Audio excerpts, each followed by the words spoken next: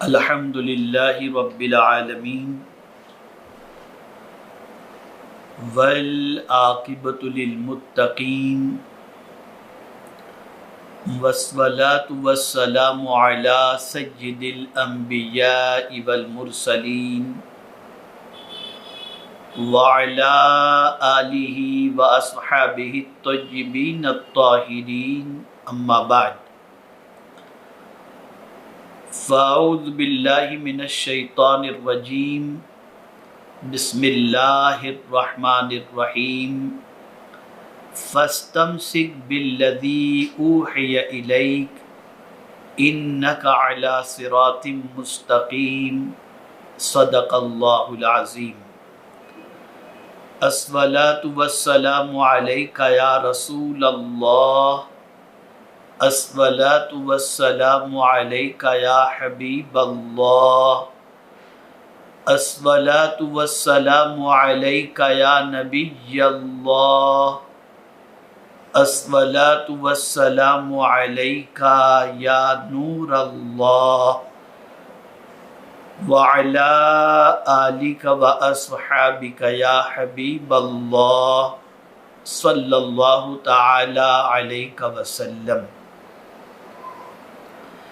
میرے پیارے آقا صلی اللہ تعالی علیہ وسلم کے پیارے دیوانوں، حضرت عظیم البرکت امام عشق و محبت امام احمد رضا خان محدث بریلوی علیہ الرحمت والرضوان کی بارگاہ بے کس پناہ میں خراج عقیدت آج کے ہفتہ واری سنی اجتماع میں پیش کرنے کے لیے حاضر آیا ہوں۔ اللہ رب العزت جل جلالہ آقا کریم رؤوف الرحیم علیہ التحیۃ والتسلیم کے صدقہ و طفیل مجھے حق کہنے اور آپ سب کو حق سننے کی توفیق عطا فرمائے۔ یقیناً اعلیٰ حضرت کی ذات محتاج تعارف نہیں۔ اعلیٰ حضرت عظیم البرکت پر ہزاروں کتابیں لکھی جا چکی ہیں اور ایک صدی سے زیادہ کا عرصہ گزر چکا۔ اعلیٰ حضرت عظیم البرکت امام عشق و محبت کی کتابوں کے فیوز و برکات سے دنیا مالا مال ہو رہی ہے، بلکہ اگر یہ کہوں تو غلط نہ ہوگا، جیسے جیسے ایام گزرتے جاتے ہیں اعلیٰ حضرت کی تعلیمات کا حسن اتنا ہی بے نقاب ہوتا جا رہا ہے، اور اعلیٰ حضرت عظیم البرکت امام عشق و محبت کے گراں قدر علمی سرمایہ سے پوری دنیا استفادہ کرتی ہوئی نظر آتی ہے۔ اعلیٰ حضرت عظیم البرکت امام عشق و محبت عالم دین بھی تھے، حافظ قرآن بھی تھے، محدث وقت بھی تھے، مفسر قرآن بھی تھے، اور اگر میں یہ کہوں تو غلط نہ ہوگا کہ اللہ تعالیٰ نے کئی علوم کی مہارت کے ساتھ ساتھ اپنے بندے خاص کے اندر انہیں شامل فرمایا تھا۔ اسی کے ساتھ ساتھ اعلیٰ حضرت عظیم البرکت امام عشق و محبت کا وصف، وہ وصف جو ان کا سب سے امتیازی وصف ہے، وہ عشق رسالت مآب صلی اللہ علیہ وسلم ہے، جس کا اعتراف اپنوں نے بھی کیا اور غیروں نے بھی کیا۔ اعلیٰ حضرت عظیم البرکت امام عشق و محبت کے علمی کارنامے پر اگر گفتگو کی جائے تو مجھ جیسا کم علم اس پر تفصیل سے خطاب نہیں کر سکتا۔ آپ کی 54 علوم پر مہارت کے ساتھ ساتھ ہر علم کے اندر آپ نے جو علمی جولانیاں دکھائی ہیں ان کا احاطہ کرنا مجھ جیسے کم علم کے لیے ممکن نہیں۔ میں صرف اعلیٰ حضرت عظیم البرکت امام عشق و محبت کے ان 3 اہم خصوصیات کی طرف آپ کی توجہ کو مبذول کرانا چاہوں گا، جن 3 اہم خصوصیات نے اعلیٰ حضرت عظیم البرکت امام عشق و محبت کو پوری دنیا کے انسانوں کے آنکھوں کا تارہ بنا دیا اور اعلیٰ حضرت عظیم البرکت کامیابی کے عظیم زینے پر چڑھ کر کامیابی کی منزل تک پہنچے۔ میرے پیارے آقا صلی اللہ تعالی علیہ وسلم کے پیارے دیوانوں، اعلیٰ حضرت عظیم البرکت کی نظر قرآن پر، احادیث پر، ائمہ کے اقوال پر، صحابہ کے کردار پر بڑی گہری تھی۔ وہ قرآن مقدس کی ایک ایک آیت سے وہ موتیاں نکالتے تھے اور اس کی گہرائی میں وہاں تک پہنچ جاتے جس کا ان کے زمانے میں اور آج تک وہاں تک پہنچنے والا بظاہر نظر نہیں آتا۔ آئیے میں اسی طرف آپ کی توجہ کو مبذول کراؤں اور ایک آیہ کریمہ اور اس کے سلسلے میں کچھ باتیں آپ کی گوش گزار کرنے کی سعادت حاصل کروں۔ قرآن مقدس میں رب قدیر جل جلالہ نے اپنے پیارے محبوب صلی اللہ علیہ وسلم کی وساطت سے بلکہ اپنے پیارے محبوب صلی اللہ علیہ وسلم کو بھی ارشاد فرمایا، فَاسْتَمْسِكْ بِالَّذِي أُوحِيَ إِلَيْكَ إِنَّكَ عَلَىٰ صِرَاطٍ مُسْتَقِيمٍ، اور مضبوطی سے تھامے رکھو اس چیز کو، اس کو جو آپ کی طرف وحی کی گئی، بے شک آپ سیدھے راستے پر ہیں۔ فَاسْتَمْسِكْ، مضبوطی سے پکڑ رکھو جو آپ پر وحی کی گئی، یعنی قرآن مقدس۔ میرے پیارے آقا صلی اللہ تعالی علیہ وسلم کے پیارے دیوانوں، رسول اعظم صلی اللہ علیہ وسلم سے یہ خصوصی خطاب ہے، لیکن رسول اعظم صلی اللہ تعالی علیہ وسلم کے توسط سے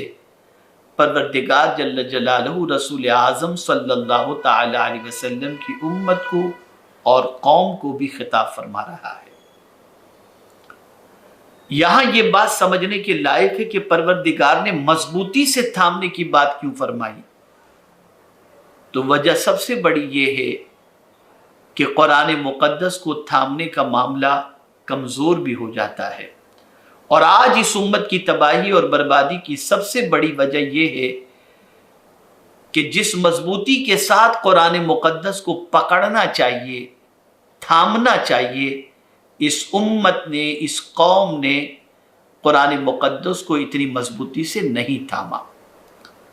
اعلیٰ حضرت عظیم البرکت امام عشق و محبت کی حیات طیبہ کا اگر آپ مطالعہ کریں تو اعلیٰ حضرت عظیم البرکت امام عشق و محبت تمسک بالقرآن، تمسک بالدین، یہ اعلیٰ حضرت عظیم البرکت کا ایک خاص وصف تھا۔ 3 اہم اوصاف میں سے پہلا وصف تمسک بالدین، تمسک بالقرآن۔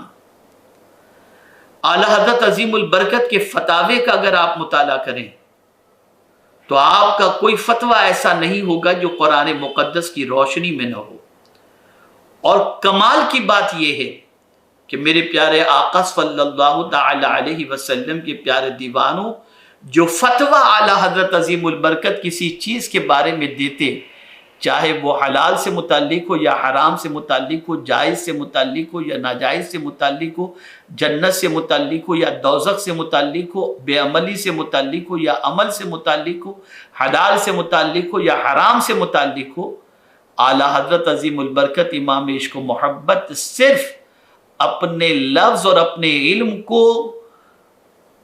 کسی کاغذ کے حوالے نہیں کرتے تھے،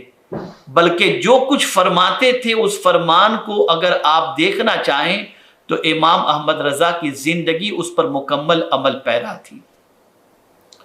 کبھی ایسا بھی ہوتا ہے کہ ہم کہتے بہت کچھ ہیں، لیکن اگر کوئی شخص جن قرآنی آیات پر عمل کرنے کی ہم دوسروں کو تلقین کرتے ہیں، ترغیب دلاتے ہیں، اگر بندہ ہماری زندگی میں اسے دیکھنا چاہے تو ہمارا معاملہ ایسا ہوگا کہ ہم قول کے دھنی تو نظر آئیں گے، لیکن ہمارا عمل ہمارے قول کے خلاف ظاہر ہوتا ہوا نظر آئے گا۔ لیکن اعلیٰ حضرت عظیم البرکت تمسک بالقرآن اور تمسک بالدین کے ایسے عامل تھے، ایسی مضبوطی سے انہوں نے دین کو اور قرآن کو تھامے رکھا تھا کہ اعلیٰ حضرت عظیم البرکت امام عشق و محبت کا کوئی قول، کوئی عمل قرآن مقدس اور احادیث رسول صلی اللہ علیہ وسلم کے خلاف دکھائی نہیں دیتا تھا۔ بلکہ ایک بزرگ تو یہاں تک ارشاد فرماتے ہیں کہ اعلیٰ حضرت عظیم البرکت کے قول و عمل کو دیکھ کر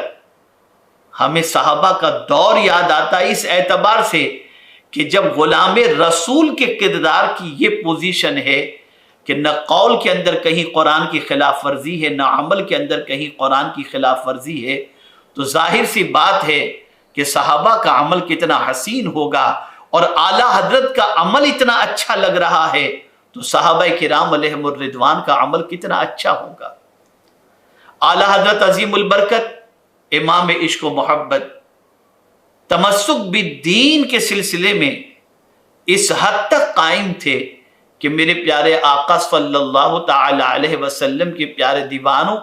کبھی وقتی مصلحتوں کو اعلیٰ حضرت نے پیش نظر نہیں رکھا، اور وقتی مصلحتوں کی وجہ سے اعلیٰ حضرت عظیم البرکت امام عشق و محبت نے اپنے قلم کو نہیں روکا، بلکہ اعلیٰ حضرت کا معاملہ یہ تھا جب بھی جو بھی قرآن مقدس کے متعلق یا دین سے متعلق کوئی سوال پوچھتا، اعلیٰ حضرت عظیم البرکت امام عشق و محبت بغیر مداہنت کے قرآن مقدس کا جو فرمان ہوتا وہ لوگوں کے سامنے رکھ دیتے،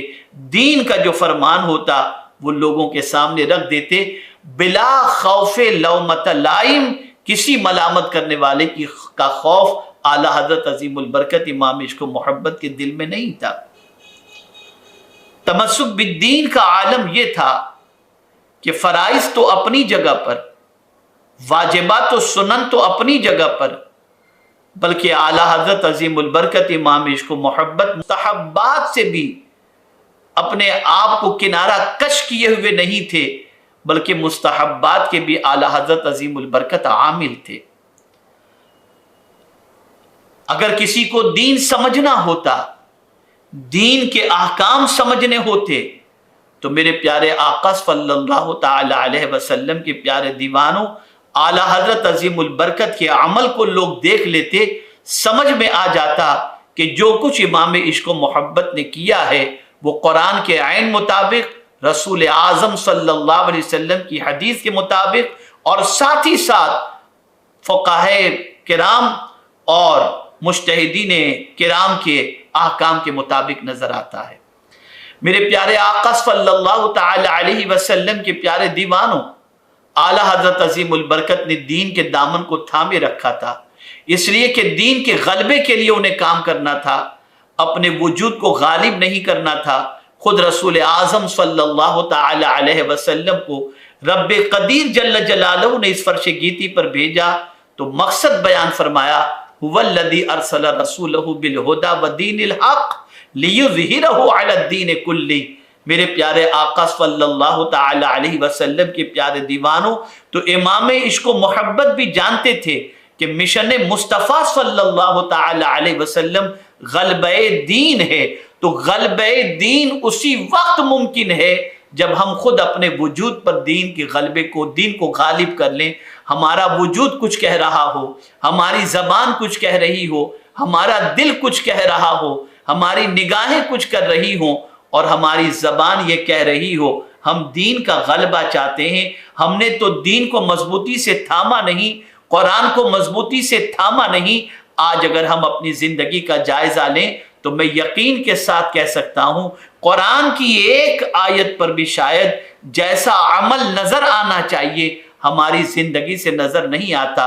لیکن امام عشق و محبت کی حیات طیبہ کا اگر آپ مطالعہ کریں تو آپ کا وجدان پکار اٹھے گا کہ اعلیٰ حضرت عظیم البرکت امام عشق و محبت قرآن مقدس، دین، اس پر اس طریقے سے عامل تھے کہ ان کا ایک قدم بھی شریعت مصطفیٰ صلی اللہ علیہ وسلم کے خلاف اٹھتا ہوا دکھائی نہیں دیتا تھا، بلکہ بہت سارے لوگ امام عشق و محبت کی محبت کے اندر جو گرفتار ہیں تو اس کی سب سے بڑی وجہ یہ ہے کہ اللہ نے یہ محبت ان کے دلوں میں پیدا فرمائی ہے، اس وجہ سے کہ اعلیٰ حضرت عظیم البرکت صاحب ایمان ہونے کے ساتھ ساتھ صاحب عمل تھے اور دین کے عامل تھے۔ میرے پیارے آقا صلی اللہ تعالی علیہ وسلم کے پیارے دیوانوں، فتویٰ نویسی کا کام آج بھی بہت سارے علماء کر رہے ہیں، مفتیان کرام کر رہے ہیں۔ اللہ تعالیٰ سب کو دراز کی عمر بالخیر عطا فرمائے، اور اعلیٰ حضرت عظیم البرکت کے دور کے اندر بھی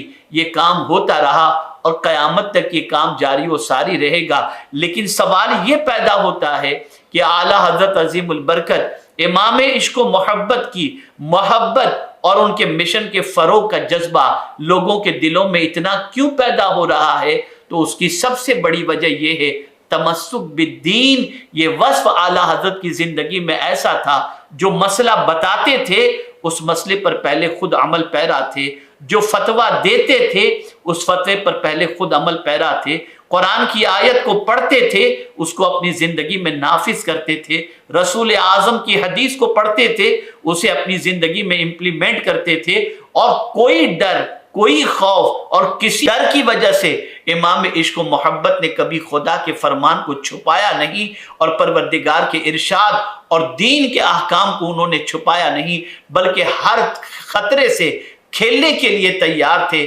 ہر ڈر سے، ہر خوف سے اعلیٰ حضرت بے نیاز نظر آ رہے تھے۔ اگر ان کے دل میں ڈر اور خوف تھا تو صرف اپنے پروردگار کا، اور امام عشق و محبت اعلیٰ حضرت عظیم البرکت نے دین کے احکام پر عمل بھی کیا اور دین کو لوگوں تک پہنچایا۔ یہاں پر میں وصف جو عرض کرنے جا رہا ہوں وہ یہ نہیں کہ ناشر دین، بلکہ میں یہ وصف عرض کرنے جا رہا ہوں تمسک بالدین، یعنی جو دین کو مضبوطی سے تھامے ہوئے تھے، اور تمسک بالقرآن، جو قرآن کو مضبوطی سے تھامے ہوئے تھے۔ اگر اعلیٰ حضرت عظیم البرکت امام عشق و محبت کی زندگی کا آپ مطالعہ کریں تو یہ وصف نمایاں طور پر اعلیٰ حضرت عظیم البرکت امام عشق و محبت کا نظر آئے گا۔ میرے پیارے آقا صلی اللہ تعالی علیہ وسلم کے پیارے دیوانوں، ہم مصلحت کے شکار ہو جاتے ہیں، ہم تن پسند کے شکار ہیں، تن آسانی کے شکار ہیں، اور بہت سارے مواقع پر ہم تعیشات کے شکار ہو کر کچھ نظر انداز کر دیتے ہیں، خوف و خطر کا خیال کرتے ہیں، اور کہیں بہت جگہ خاموشی اختیار کر لیتے ہیں۔ لیکن اے امام محمد رضا، آپ کی عظمتوں پر قربان کہ آپ نے رسول اعظم صلی اللہ علیہ وسلم کے دین کو خود اپنی زندگی پہ نافذ بھی کیا، اور ساتھ ہی ساتھ دوسروں تک دین کے احکام کو پہنچانے کے لیے آپ نے جد و جہد بھی فرمائی۔ تمسک بالدین، تمسک بالقرآن، یہ امام عشق و محبت کا ایک نمایاں وصف ہے، جس وصف نے پوری دنیا میں امام احمد رضا کی عظمتوں کے ڈنکے بجائے اور امام احمد رضا کی عظمتوں کا اعتراف کیا۔ تو پہلا وصف جو امام عشق و محبت کا میں آپ کی سماعتوں کے حوالے کرنا چاہتا تھا وہ یہ ہے کہ اعلیٰ حضرت عظیم البرکت تمسک بالدین اور تمسک بالقرآن، یہ اس کے اعلیٰ حضرت عظیم البرکت جو ہے وہ عامل تھے۔ ہم بھی اگر کامیابی چاہتے ہیں تو میں یقین کے ساتھ کہتا ہوں ذرا دامن قرآن کو مضبوطی سے تھام کر کے دیکھو، دامن قرآن کو مضبوطی سے تھامنے کے ساتھ ساتھ احکام قرآن پر عمل کر کے دیکھو۔ دین جو اللہ عز و جل نے پسند فرمایا ہے ہمارے لیے، اس پر چل کر کے دیکھو، اللہ دنیا میں بھی عزت عطا فرمائے گا اور آخرت میں بھی عزت عطا فرمائے گا۔ دین بتانا الگ چیز ہے اور دین کو مضبوطی سے تھامنا الگ چیز ہے۔ میرے پیارے آقا صلی اللہ تعالی علیہ وسلم کے پیارے دیوانوں، یہ نہیں کہ اپنا قریبی ہے اس کے لیے حکم کچھ جدا ہو اور دوسروں کے لیے حکم جدا ہو، نہیں، بلکہ اعلیٰ حضرت عظیم البرکت امام عشق و محبت کا معاملہ یہ تھا، ہر ایک کے لیے جو بھی دین کے احکام ہیں اسے پیش کر دینا، چاہے سامنے والے کو برا لگے یا سامنے والے کو اچھا لگے، اپنا پرایا ہو جائے یا اپنا بیگانہ ہو جائے، اعلیٰ حضرت نے کبھی اس کی پرواہ نہیں فرمائی، بلکہ اعلیٰ حضرت عظیم البرکت نے ہمیشہ اس چیز کا خیال فرمایا کہ اللہ کے احکام کو، اللہ کے رسول صلی اللہ علیہ وسلم کے احکام کو کما حق کہو لوگوں تک پہنچانے کی کوشش کی جائے یا بساط بھر پہنچانے کی کوشش کی جائے۔ اعلیٰ حضرت عظیم البرکت نے اس کا خیال رکھا، اور یہی وجہ ہے کہ پروردگار جل جلالہ نے ان کے اس عمل کی بنیاد پر خاص اپنے فضل و کرم سے انہیں علماء حرمین کی طرف سے اور دیگر علماء معاصرین کی طرف سے مجدد کے لقب سے اور مجدد کے مقام سے پروردگار جل جلالہ نے فائز فرمایا، اور علماء نے اپنی زبان سے انہیں مجدد تسلیم کیا۔ اس لیے کہ میرے پیارے آقا صلی اللہ تعالی علیہ وسلم کے پیارے دیوانوں، اعلیٰ حضرت عظیم البرکت عامل قرآن تھے، عامل دین تھے، اور رسول اعظم صلی اللہ علیہ وسلم کے مشن کو اور پروردگار جل جلالہ کے فرمان کو لوگوں تک پہنچانے کے لیے کمر کسے ہوئے تھے۔ تو پہلا وصف جو امام عشق و محبت کا تھا وہ یہ کہ اعلیٰ حضرت عظیم البرکت تمسک بالدین، مضبوطی سے دین کو پکڑے ہوئے تھے۔ یہاں سے یہ بات سمجھ میں آئی کہ دین سربلندی دینے کے لیے ہے، اور قرآن بھی یہی فرماتا ہے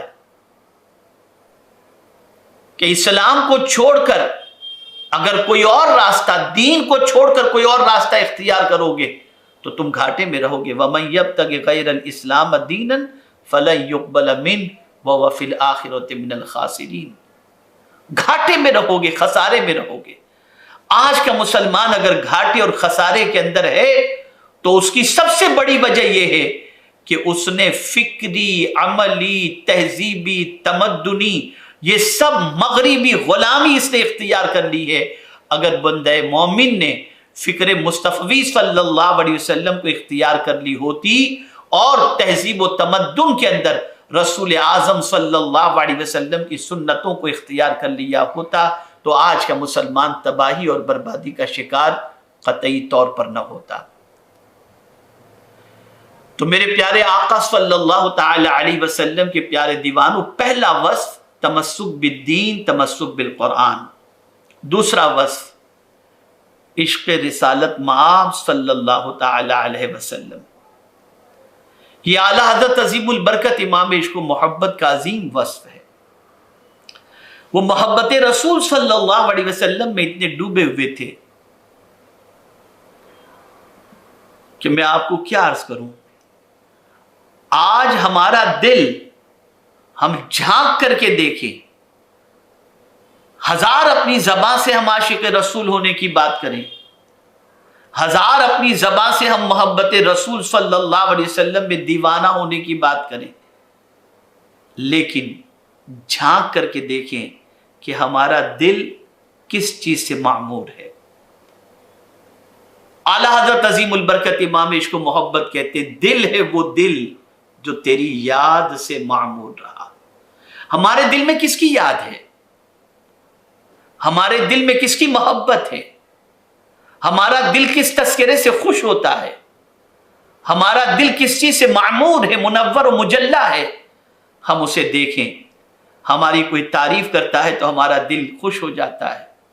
ہمیں کوئی لفافے عطا کرتا ہے ہمارا دل خوش ہو جاتا ہے۔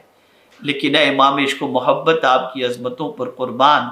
کہ آپ کہتے ہیں دل ہے وہ دل جو تیری یاد سے معمور رہا، جو رسول اعظم صلی اللہ علیہ وسلم کی محبت میں دھڑکتا ہو، یاد مصطفیٰ صلی اللہ علیہ وسلم میں دھڑکتا ہو، وہی در حقیقت دل ہے۔ دل اگر یاد مصطفیٰ صلی اللہ علیہ وسلم میں کوئی دل نہیں دھڑک رہا تو بظاہر وہ گوشت کا ایک لوتھڑا ضرور ہے، لیکن اس کی کوئی دوسری اہمیت نہیں ہے۔ اس لیے کہ آقا کریم صلی اللہ تعالی علیہ وسلم نے خود ارشاد فرمایا کہ تم میں کا کوئی شخص اس وقت تک کامل مومن نہیں ہو سکتا جب تک کہ وہ اپنے بھائی بہن، رشتہ دار، ماں باپ، سارے انسانوں سے زیادہ مجھ سے محبت نہ کرے۔ تو جب تک کہ دل محبت رسول میں نہ دھڑکے اس وقت تک وہ دل ہے ہی نہیں۔ اس لیے کہ قیامت میں دل کے بارے میں سوال پوچھا جائے گا، ان السمع والبصر والفؤاد کل اولئک کان عنہ مسئولا۔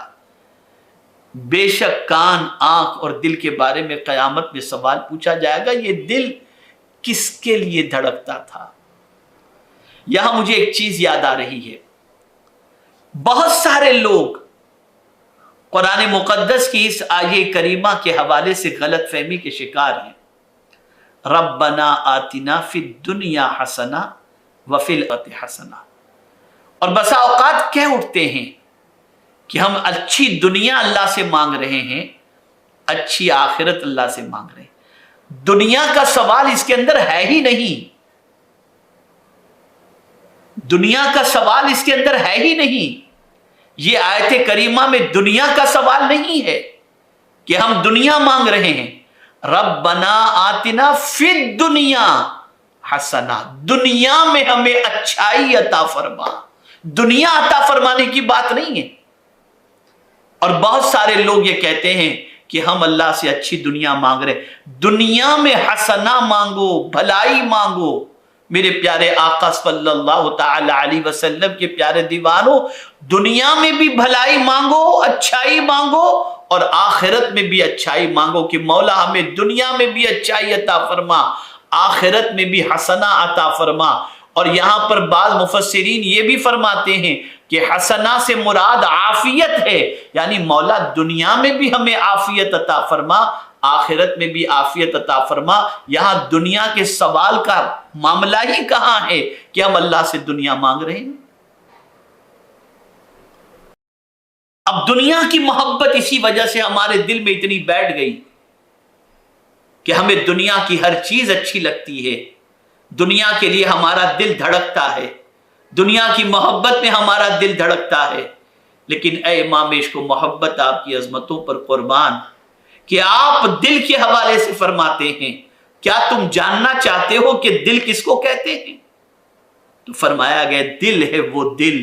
جو تیری یاد سے معمور رہا۔ اس لیے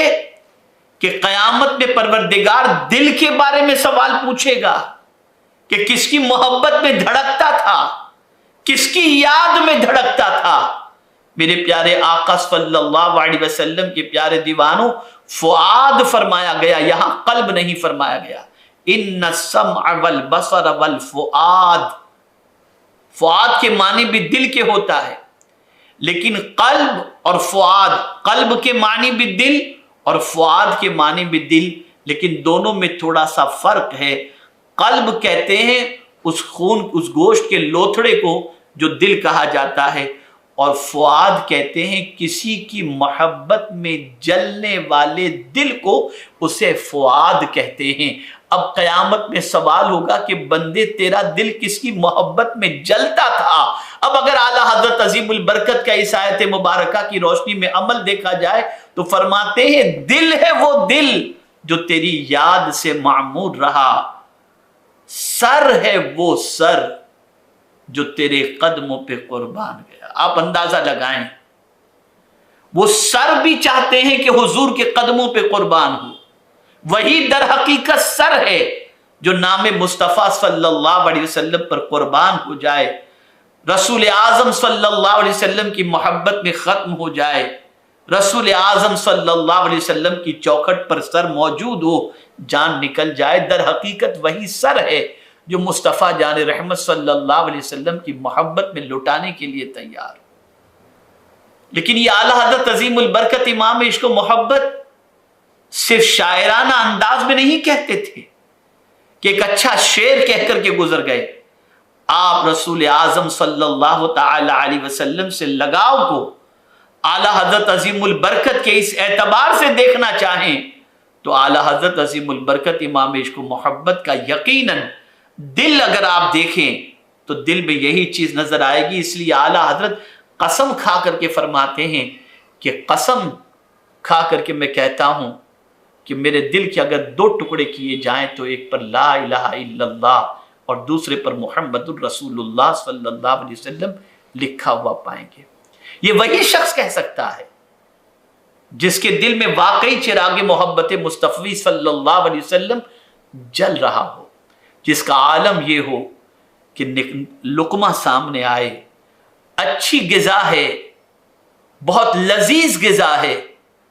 تو بھی امام عشق و محبت کی زبان پر یہ شعر آ رہا ہے، اب تو نہ رو کے غنی عادت سگ بگڑ گئی،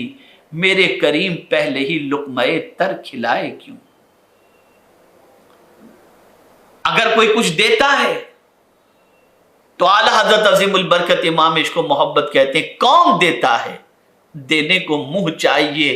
دینے والا ہے سچا ہمارا نبی، جو کچھ بھی نعمتیں ہمیں مل رہی ہیں یہ مصطفیٰ جان رحمت صلی اللہ تعالی علیہ وسلم کی بارگاہ سے ہی ہمیں نصیب ہو رہی ہیں۔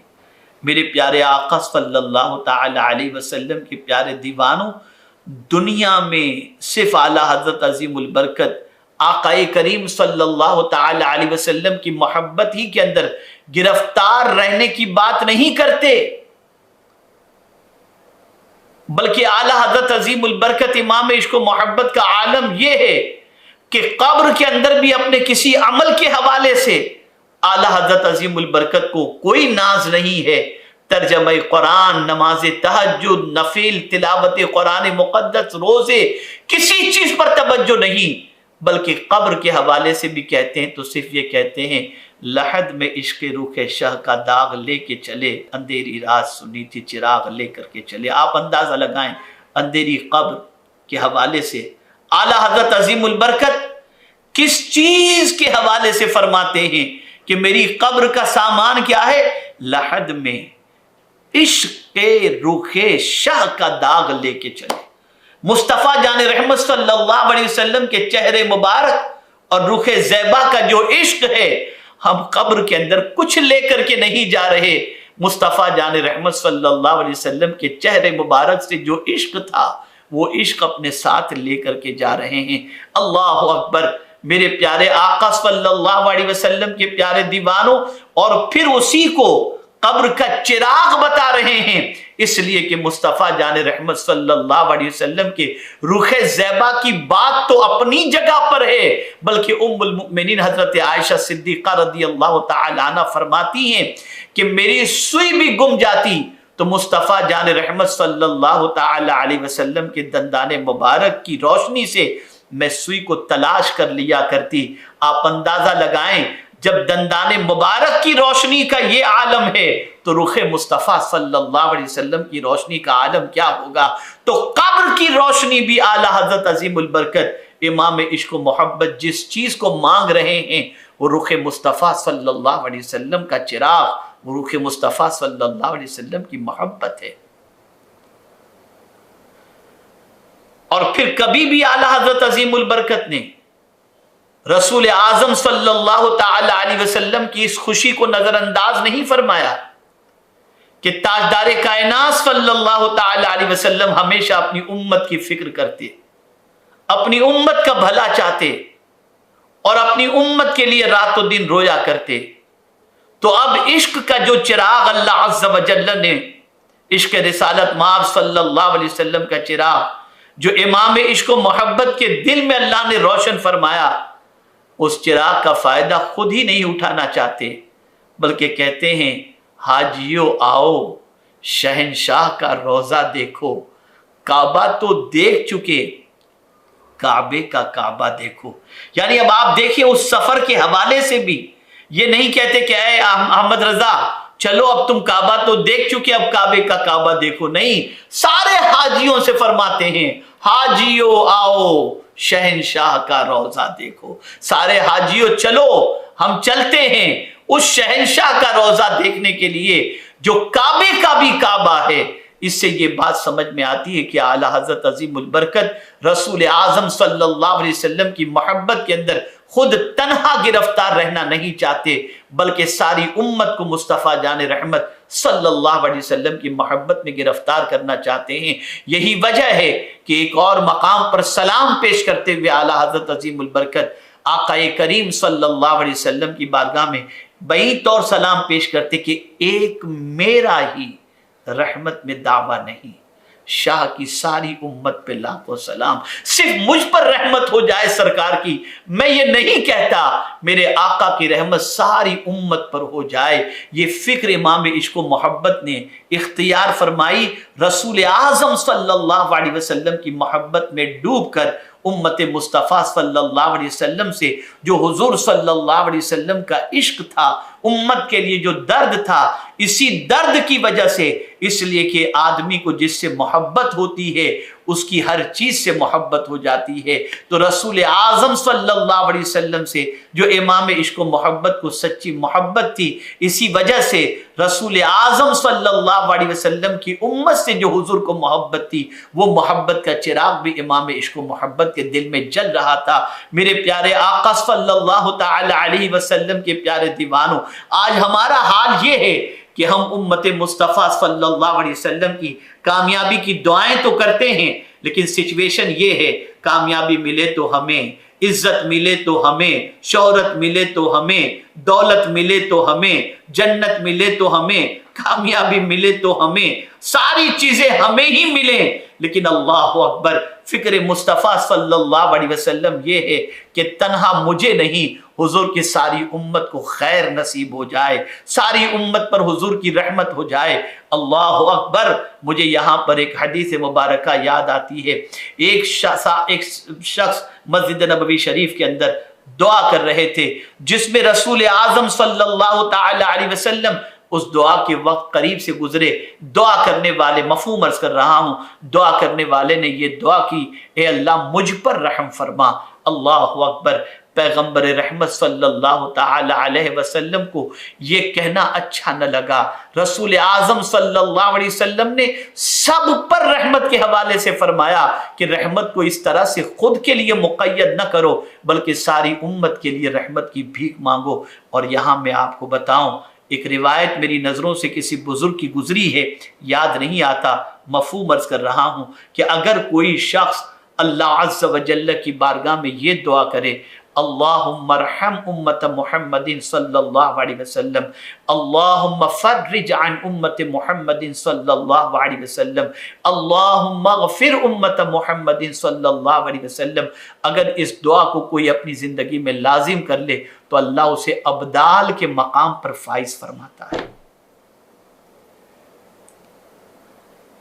اور اگر کوئی شخص حضور صلی اللہ علیہ وسلم کی امت کے لیے مانگنے میں اتنا مصروف ہو گیا کہ خود کے لیے سوال بھول گیا، تو اللہ تعالیٰ اس کے دل میں جو تمنا ہے اس سے زیادہ اسے عطا فرمائے گا۔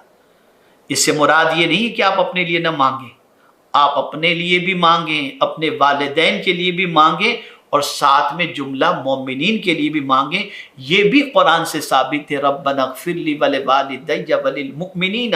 یوم یقوم الحساب۔ خود کے لیے مانگو، ماں باپ کے لیے مانگو، اور امت مصطفیٰ صلی اللہ علیہ وسلم کے لیے مانگو۔ ہماری سوچ کیا بن چکی ہے؟ سارا فائدہ ہمیں ہی پہنچے اور کسی کو نہیں۔ یہ فکر مصطفی صلی اللہ علیہ وسلم کی مخالفت ہے۔ ہمیشہ یہ چیز ذہن کے اندر رہے کہ اللہ کے رسول صلی اللہ علیہ وسلم کی رحمت سے حضور صلی اللہ علیہ وسلم کی ساری امت مالا مال ہو، یہ جذبہ بھی ہو، یہ فکر بھی ہو، یہ تڑپ بھی ہو، اس لیے کہ یہ ہو ہی نہیں سکتا کہ کوئی کسی پر مہربانی کرے اس پر میرا مولا مہربان نہ ہو۔ سرکار صلی اللہ علیہ وسلم فرماتے ہیں، ارحموا من فی الارض یرحم من فی السماء، جو تم زمین والوں پر مہربانی کرو، آسمان کا مالک تم پر مہربانی کرے گا۔ تو یہ ہو ہی نہیں سکتا کہ کوئی انسان کسی پر مہربانی کرے اور اللہ عز و جل اس پر مہربانی نہ کرے۔ تو اعلیٰ حضرت عظیم البرکت امام عشق و محبت سرکار کی محبت میں اتنے ڈوبے ہوئے تھے کہ مجھے ایک واقعہ یاد آ رہا ہے۔ اللہ اکبر۔ حضرت مولانا محدث سرتی رحمت اللہ تعالی علیہ، مولانا وسیع احمد محدث سرتی رحمت اللہ تعالی علیہ سے ایک مرتبہ ان کے تلمیذ اخر حضور محدث اعظم ہند علیہ الرحمت والرضوان نے سوال پوچھا کہ آپ یہ تو بتائیں، محدث سرتی سے سوال پوچھا جا رہا ہے کہ آپ مرید تو کہیں اور کے ہیں، گنج مراد آبادی کے مرید ہیں رحمت اللہ تعالی علیہ، اور شاگرد مولانا اسحاق صاحب کے ہیں، لیکن آپ کے پاس جب بھی آتے ہیں تو آپ صرف اعلیٰ حضرت کا تذکرہ کرتے ہیں، اس کی وجہ کیا ہے؟ اس کا سبب کیا ہے؟ اب جواب سنیے محدث سرتی رحمت اللہ تعالی علیہ کا، جو اعلیٰ حضرت کے مرید نہیں ہیں، میں بہت اچھی طرح سے اسے سمجھاؤں گا، وہ اعلیٰ حضرت کے مرید نہیں ہیں، لیکن بیٹھتے اٹھتے اعلیٰ حضرت عظیم البرکت امام عشق و محبت کا تذکرہ کرتے ہیں۔ تو محدث اعظم ہند رحمت اللہ تعالی علیہ نے ان سے سوال پوچھا کہ آپ اپنے استاد کا، اپنے شیخ کا تذکرہ جتنا نہیں کرتے، اتنا اعلیٰ حضرت عظیم البرکت کا تذکرہ کیوں کرتے ہیں؟ اب جواب میں اپنے وقت کا عظیم محدث کیا کہتا ہے سنیے۔ فرماتے ہیں، وہ علم جو مجھے علامہ اسحاق رحمت اللہ تعالی علیہ سے نصیب ہوا وہ اپنی جگہ پر ہے، لیکن اس کا وہ مقام نہیں جو مجھے تزکیہ نفس اور قلب کی صفائی کی دولت حضرت گنج مراد آبادی رحمت اللہ تعالی علیہ سے نصیب ہوئی، اس کا بھی وہ مقام نہیں جو مقام امام احمد رضا کی بارگاہ سے ایمان کے تحفظ اور ایمان کی دولت جو نصیب ہوئی، ایمان میں ڈوب جانا اور ایمان کے اندر رچ بس جانا اور ایمان کی پختگی کی جو دولت مجھے اعلیٰ حضرت عظیم البرکت امام عشق و محبت کے دربار سے ملی ہے، وہ کہیں سے مجھے نہیں ملی۔ تو جب ایمان کی عظیم دولت کے تحفظ کے سامان سے لے کر لذت ایمان، تقاضے ایمان کی دولت جو مجھے امام محمد رضا سے ملی ہے، جس پر نجات کا دار و مدار ہے، تو اس دولت کے ملنے کے بعد میں ان کے تذکرے کو اپنی زبان پر کیوں نہ لاؤں؟ اس لیے میں اٹھتے بیٹھتے اس عظیم ذات کا تذکرہ کرتا ہوں جس ذات سے تعلقات کی بنیاد پر میرے دل کے اندر ایمان رچ بس گیا اور ایمان میرے دل کے اندر ایمان میرے دل میں نکھر گیا۔ اس سے آپ اندازہ لگا سکتے ہیں۔ اب یہاں سے یہ بات سمجھ میں آئی کہ اعلیٰ حضرت عظیم البرکت امام عشق و محبت ایسے عاشق رسول تھے کہ جو ان کے قریب ہوتا اسے بھی عشق رسول کی لذت نصیب ہو جایا کرتی۔ میرے پیارے آقا صلی اللہ علیہ وسلم کے پیارے دیوانوں، تو عرض کرنے کا منشا یہ ہے کہ اعلیٰ حضرت عظیم البرکت امام عشق و محبت کا دوسرا عظیم وصف عشق رسالت مآب صلی اللہ تعالی علیہ وسلم ہے۔ اب آئیے تیسرے وصف کی طرف میں آپ کی توجہ کو مبذول کراؤں، جو میں یہ سمجھتا ہوں کہ بہت ہی اعلیٰ حضرت عظیم البرکت امام عشق و محبت کا بہت بڑا یہ کارنامہ ہے، اور وہ ہے رد بدعات و منکرات۔ بدعات کا رد کرنا، منکرات کا رد کرنا۔ اعلیٰ حضرت نے کسی کی پرواہ نہیں کی، جو شریعت کا حکم تھا اور جو بھی بدعات و منکرات تھیں، اعلیٰ حضرت عظیم البرکت امام عشق و محبت نے اس کا رد کیا۔ اب آئیے میں دو تین بدعات سے متعلق اعلیٰ حضرت عظیم البرکت اور منکرات سے متعلق اعلیٰ حضرت عظیم البرکت کا ارشاد آپ کی پوچھ گزار کروں۔ اعلیٰ حضرت عظیم البرکت امام عشق و محبت سے فتاوی رضویہ جلد ششم کے اندر یہ موجود ہے۔ سوال پوچھا گیا، زید بلا عذر شرعی علی الاعلان روزہ رمضان المبارک ترک کرے، اور اگر کسی نے نماز پڑھنے کے لیے کہا کہ اٹھو نماز پڑھو، تو جواب دیا کہ معاذ اللہ کون اٹھک بیٹھک کرے، اجی جتنے نمازی حاجی حافظ ہیں سب معاذ اللہ بے ایمان ہیں۔ یہ اعلیٰ حضرت سے پہلا سوال کیا گیا۔ یا کسی نے روزہ رکھنے کو کہا تو جواب دیا کہ کون بھوکا مرے، جس گھر میں کھانا نہ ہو معاذ اللہ وہ روزہ رکھے، ہم سے تو بھوکا نہیں مرا جاتا، تم ہی روزہ رکھ کر بہشت میں چلے جانا معاذ اللہ۔ اور ماہ رمضان المبارک میں سر رات دروازے پر بیٹھ کر آب نوشی یعنی پانی پینا وہ حقہ نوشی خود کرتا اور کراتا ہے۔ اگر کوئی منع کرتا ہے کہ روزے داروں کے سامنے مت کھاؤ پیو، تو جواب دیتا ہے معاذ اللہ خدا سے چوری نہیں تو بندے سے کون چوری کرے۔ سو یہ باتیں زید کی کیسی ہیں؟ زید ان باتوں سے مسلمان ہے یا نہیں؟ توجہ چاہوں گا، بہت سارے لوگ نمازیوں کو دیکھ کر کہتے ہیں ان کی نماز نے معاذ اللہ کیا فائدہ پہنچایا، اس قسم کے جملے سنے جاتے ہیں مارکیٹ کے اندر۔ ان کا سنتوں پر عمل کرنے کا معاذ اللہ ان کو کیا فائدہ پہنچا، اس قسم کے جملے سنے جاتے ہیں۔ اب اعلیٰ حضرت نے جو جواب دیا وہ سماعت فرمائیں۔ اعلیٰ حضرت فرماتے ہیں سورت مستفسرہ میں زید پر حکم کفر ہے، یعنی جو یہ سوال کیے گئے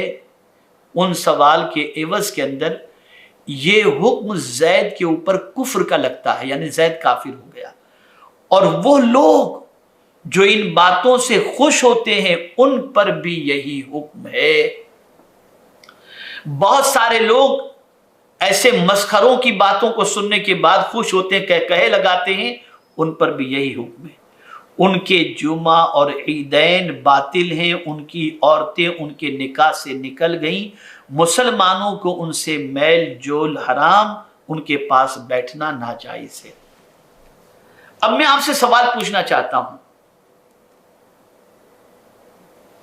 کہ بہت سارے مسلمان آپ کو ایسے ملیں گے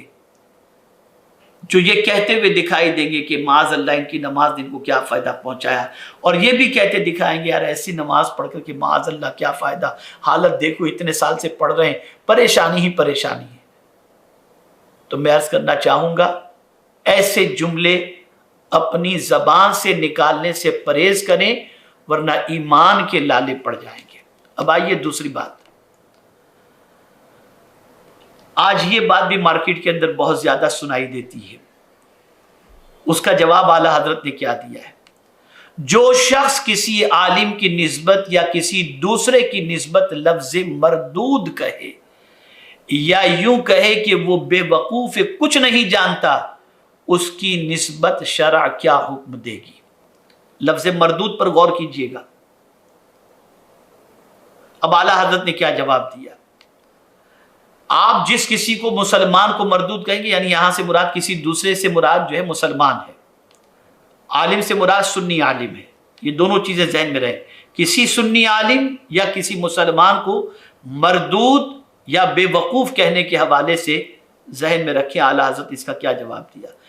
بلا وجہ شرعی کسی مسلمان کو ایسے الفاظ سے یاد کرنا مسلمان کو ناحق ایذا دینا ہے، اور مسلمان کی ناحق ایذا شرعاً حرام۔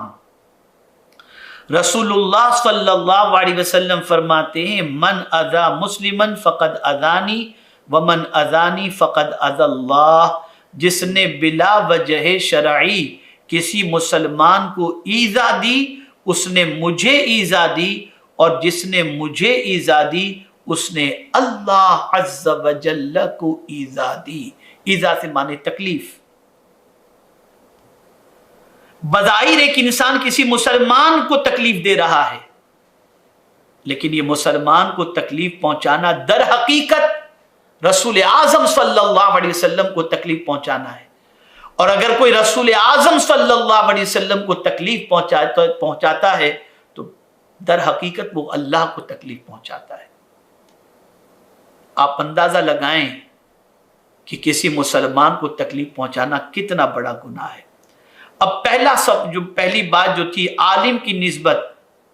اب عالم کے حوالے سے سنے رسول اعظم صلی اللہ علیہ وسلم کیا فرماتے ہیں۔ پھر علماء دین متین کی شان نہایت ہی عرف والا، جب عام مسلمان کو اذیت پہنچانا اتنا بڑا گناہ ہے کہ اللہ کے رسول صلی اللہ علیہ وسلم کو اور اللہ کو اذیت پہنچانے کے برابر ہے، تو عالم دین جن کا مقام تو عام مسلمان سے بہت عرف والا ہے، ان کی جناب میں گستاخی کرنے والے کو حدیث میں منافق فرمایا۔ حدیث میں منافق۔ اب آپ دیکھیں غور سے سنیے گا رسول اعظم صلی اللہ علیہ وسلم کی اس حدیث مبارکہ کو۔ سید عالم صلی اللہ علیہ وسلم فرماتے ہیں 3 شخص ہیں جن کا حق ہلکا نہ جانے گا۔ 3 شخص ہیں جن کا حق ہلکا نہ جانے گا مگر منافق۔ مگر منافق۔ اب وہ 3 شخص جن کے حق کو ہلکا کوئی نہ جانے گا سوائے منافق کے، یعنی منافق ان 3 اشخاص جو ہیں ان کے حق کو ہلکا جانے گا، وہ 3 کون ہیں؟ تو اب سنیے۔ پہلا، ایک اسلام میں بڑھاپے والا، یعنی کوئی مسلمان اسلام کے اندر بوڑھا ہو گیا، تو آپ جانتے ہیں اس اسلام میں بوڑھے ہونے والے کا مقام کیا ہے؟ فرمایا گیا اس کی تعظیم کرنا گویا اللہ کی تعظیم کرنا ہے۔ یہ حدیث مبارکہ ہے۔ اسلام میں بوڑھوں کا حق بھی ہے، بلکہ اللہ کے رسول صلی اللہ علیہ وسلم فرماتے من لم یرحم صغیرنا ولم یوقر کبیرنا فلیس منا، جو چھوٹوں پر شفقت نہیں کرتا، مہربانی نہیں کرتا اور بڑوں کا احترام نہیں کرتا، سرکار فرماتے وہ ہمارا ہے ہی نہیں۔ جب عام مسلمان بوڑھے کے سلسلے میں کہ ان کا حق اگر کوئی ہلکا جانے تو سرکار صلی اللہ علیہ وسلم اسے منافق کے زمرے میں، منافق کے عمل کے اعتبار سے فرماتے ہوں کہ منافق ہی ایسا کر سکتا ہے۔ تو اگر کوئی بوڑھے ماں باپ کے حق کو ہلکا جانے تو 3 شخص کے حق کو ہلکا نہ جانے گا مگر منافق۔ پہلا وہ شخص جو اسلام میں بڑھاپا جس کو میسر ہوا، یعنی اسلام میں بڑھاپا پانے والا۔ دوسرا عالم، یعنی کسی عالم کے حق کو کسی نے ہلکا جان لیا، ارے یار یہ مولانا لوگ، اور معاذ اللہ اگر آج دیکھا جائے تو اکثریت ایسے لوگوں کی ہے جن کی زبان علماء کے سلسلے میں اتنی بے لگام ہے کہ میں آپ کو بتا نہیں سکتا کہ کیا کیا بکتے رہتے ہیں اور کیا کیا بولتے رہتے ہیں،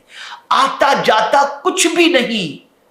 اور علماء کے سلسلے میں آپ دیکھیں تو ان کی زبان اتنی بے لگام اور ان کا دماغ اتنا گندا اور ان کا دل اتنا بودا ہو چکا ہے کہ جس کی کوئی انتہا نہیں، اور اپنی چرب زبانی کی وجہ سے، چند سیدھی سادی گفتگو کی وجہ سے، چند عمل کی وجہ سے اپنے آپ کو اتنا بڑا سمجھ لیتے ہیں کہ عالم کا مقام اور مرتبہ ان کے نزدیک کچھ نہیں ہوتا۔ رسول اعظم صلی اللہ علیہ وسلم نے ایسے شخص کے سلسلے میں منافق فرما دیا۔ اور تیسرا کون سا شخص جس کا حق ہلکا نہ جانے مگر منافق؟ بادشاہ اسلام، عادل، یعنی ایسا بادشاہ اسلام جو عادل ہو، عدل کرنے والا۔ یہ سعودی کے بادشاہ کی بات نہیں ہو رہی، عادل بادشاہ کی بات ہو رہی۔ سعودی کا بادشاہ تو بیاج پہ پاکستان کو پیسے دیتا ہے، تو وہ عادل کہاں سے ہوا؟ آج کے جتنے بھی بادشاہ نظر آ رہے ہیں، بادشاہ اسلامی ملکوں کے جہاں جہاں کے بھی ہیں، انہیں ہم بادشاہ اسلام اور عادل نہیں کہہ سکتے۔ جو عیاشیوں کے اڈے قائم کر رہے ہوں، عیاشیوں کے مراکز قائم کر رہے ہوں، انہیں بادشاہ اسلام نہیں کہا جا سکتا۔ اور حیرت ہوتی ہے حرمین کے اماموں پر کہ ایسے عیاش بادشاہوں کے سلسلے میں کعبے کے سامنے اللہ کی بارگاہ میں حمایت کی اور موافقت کی دعائیں کرتے ہیں، العیاذ باللہ۔ ہاں، وہ بادشاہ اسلام جو عادل ہوں، ان کے مقام کو کوئی ہلکا نہ جانے گا مگر منافق۔ یہ دوسری بات تھی۔ اعلیٰ حضرت عظیم البرکت امام عشق و محبت نے یہ ارشاد فرمایا۔ میرے پیارے آقا صلی اللہ تعالی علیہ وسلم کے پیارے دیوانوں، اور بھی کچھ باتیں میں آپ کے گوش گزار کر دوں تاکہ آپ اچھی طریقے سے سمجھ سکیں اعلیٰ حضرت عظیم البرکت نے کتنا اہتمام فرمایا۔ اور یہ بات بالکل عوام کے لیے بہت عظیم معلومات ہے جو میں اب عرض کرنے جا رہا ہوں۔ اس سے پہلے والی بھی باتیں بھی ایسی تھیں۔ اہل اسلام، اعلیٰ حضرت سے سوال پوچھا گیا، اور یہ فتاوی افریقہ کے اندر یہ جواب اعلیٰ حضرت عظیم البرکت کا، یہ سوال اور جواب دونوں موجود ہے۔ اہل اسلام اگر دسترخوان یا پلاٹ پر جوتی سمیت کھانا کھائے تو اس کا کیا حکم ہے؟ کوئی مسلمان دسترخوان پر، زمین پر بیٹھا ہے، دسترخوان ہے لگا ہوا ہے، یا پلاٹ پر بیٹھا ہے اور جوتی سمیت کھانا کھائے، یعنی پلتھی مار کر کے بیٹھا ہے یا اکڑ بیٹھا ہے اور دسترخوان پر بیٹھ کر کے کھانا کھائے جوتی پہن کر، تو اس کا کیا حکم ہے؟ کرسی کی بات نہیں، کرسی کی بات اعلیٰ حضرت نے آگے فرمائی ہے، وضاحت فرمائی ہے۔ کھانا کھاتے وقت جوتا اتار لینا سنت ہے۔ حضرت انس رضی اللہ تعالیٰ عنہ سے راوی رسول اللہ صلی اللہ علیہ وسلم فرماتے ہیں، جب کھانا کھانے بیٹھو تو جوتے اتار لو کہ اس میں تمہارے پاؤں کے لیے زیادہ راحت ہے اور یہ اچھی سنت ہے۔ جوتا پہنے کھانا اگر اس عذر سے ہے کہ زمین پر بیٹھا کھا رہا ہے اور فرش نہیں، جب تو صرف ایک سنت مستحبہ ترک ہے، یعنی زمین پر مٹی لگی ہے اور زمین پر بیٹھ کر کے کھا رہا ہے، یا یوں سمجھ لیجئے کہ زمین کنکر زمین پر ہے اور یہ ساری چیزیں ہیں، تو ایسی سچویشن کے اندر اعلیٰ حضرت عظیم البرکت امام عشق و محبت فرماتی، یا کوئی عذر ہے، بہت سارے ایسے جوتے پہنتے ہیں جو عذر کی وجہ سے پہنے ہوئے ہوتے ہیں، تو اعلیٰ حضرت عظیم البرکت فرماتے ہیں کہ یہ ایک سنت مستحبہ کا ترک ہے، اس کے لیے بہتر یہی تھا کہ جوتا اتار دے۔ اور اگر میز پر کھانا کھائے میز پر کھانا یا ٹیبل پر کھانا ہے اور یہ کرسی پر جوتا پہنے تو یہ وضع خاص نصارہ ہے، یعنی ٹیبل پر کھانا موجود ہے اور اگر کوئی شخص کرسی پر بیٹھ کر کے کھانا کھا رہا ہے اور جوتا پہن کر کے کھا رہا ہے تو اعلیٰ حضرت عظیم البرکت امام عشق و محبت فرماتے ہیں یہ وضع نصارہ ہے، یعنی نصرانیوں کا، عیسائیوں کا طریقہ ہے، اس سے دور بھاگے، یعنی ایسا نہ کرے کہ رسول اللہ صلی اللہ علیہ وسلم نے فرمایا من تشبہ بقوم فہو منہم، جو کسی قوم سے مشابہت پیدا کرے وہ انہی میں سے ہے۔ اس لیے اگر کہیں ایسا اتفاق ہو کہ کرسی اور ٹیبل پر کھانا رکھا گیا ہے اور آپ کو اور ہم کو بیٹھنے کے لیے وہاں پر جانے کی ضرورت پیش آئے تو اپنے جوتے اتار کر، چپل اتار کر کھانا کھائیں، اس لیے کہ ایسی سچویشن میں جوتے چپل پہن کر کھانا کھانا یہ عیسائیوں کا طریقہ ہے، اور اس طریقے سے بچنے کا اللہ کے رسول صلی اللہ تعالی علیہ وسلم نے حکم عطا فرمایا۔ میں سمجھتا ہوں کہ میں نے آج وقت آپ کا زیادہ لے لیا، لیکن امید کرتا ہوں کہ آج آپ نے اعلیٰ حضرت عظیم البرکت امام عشق و محبت کی زندگی کے 3 اہم اعلیٰ حضرت کی خصوصیات آپ نے سماعت فرمائیں۔ اللہ تعالیٰ آقا کریم صلی اللہ علیہ وسلم کے صدقہ و طفیل تمسک بالدین، تمسک بالقرآن، عشق رسالت مآب صلی اللہ علیہ وسلم اور رد بدعات و منکرات جو اعلیٰ حضرت عظیم البرکت کی یہ تینوں عظیم اوصاف تھے، پروردگار جل جلالہ ہمیں اعلیٰ حضرت عظیم البرکت کے ان تینوں اوصاف کا صدقہ عطا فرمائے، ذرہ عطا فرمائے، اور ہمیں بھی قرآن و حدیث پر عمل کی توفیق نصیب فرمائے۔ وما علینا الا البلاغ المبین۔ السلام علیکم ورحمۃ اللہ تعالی وبرکاتہ۔ آج ہی SDI چینل کو سبسکرائب کریں، بیل آئیکن پر کلک کریں۔ ہماری حوصلہ افزائی کے لیے کمنٹس، لائک اور شیئر بھی کرتے رہیں۔